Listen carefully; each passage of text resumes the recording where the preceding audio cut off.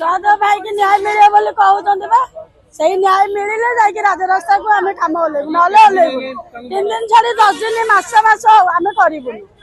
ସିଏ ଆମର ପେଟର ଦାନା ଥିଲା, ଆମ ଦାନା ଯିଏ ଛଡେଇଛି ତା ଦାନା ସେମିତି ଆମେ ଛଡେଇବାକୁ ଚାହୁଁଛୁ।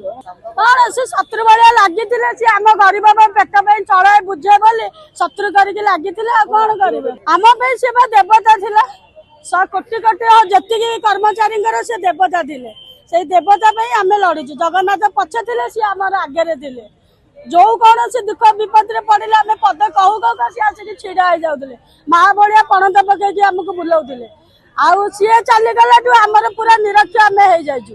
କିନ୍ତୁ ସିଏ ଯୋଉ ପର୍ଯ୍ୟନ୍ତ ନ୍ୟାୟ ବିଚାର ନ ପାଇଛନ୍ତି, ତାଙ୍କ ଘର ଫ୍ୟାମିଲି କି ନ୍ୟାୟ ବିଚାର ନ ମିଳିଛି, ଯୋଉମାନେ ମାରିକି ଯୋଉମାନେ ଦାଦା ପଡିଆ ଦେଖେଇ ବୁଲୁଛନ୍ତି, ତାଙ୍କୁ ଯୋଉ ପର୍ଯ୍ୟନ୍ତ ଫାଶୀ ଅର୍ଡର ନ ହେଇଛି, ତାଙ୍କୁ ବଡ ଦାଣ୍ଡରେ ନ ବୁଲା ହେଇଛି, ତେଣୁକରି ଆମେ ରାଜରାସ୍ତାରେ କାମ ବନ୍ଦ ରହିଲା। ଆମର ସହଦେବ ନାୟକକୁ ମରା ହେଇଛି ଏଇ ବିଏମସି ପାଇଁ। ସହଦେବ ଆଜିକି 20-25 ବର୍ଷ ହେଲା ସେ ଆମ ପାଇଁ ଲଢିଛି। ସବୁ କ୍ଷେତ୍ରରେ ଦରମା ବଢେଇବା, କାହାକୁ ବାହାର କରିଦେଲା, ସବୁ କ୍ଷେତ୍ରରେ। ଆଜି ସେ ପୁଅକୁ ମୁଁ ହରେଇ ଦେଇକି ଆମେ ବଇଛୁ।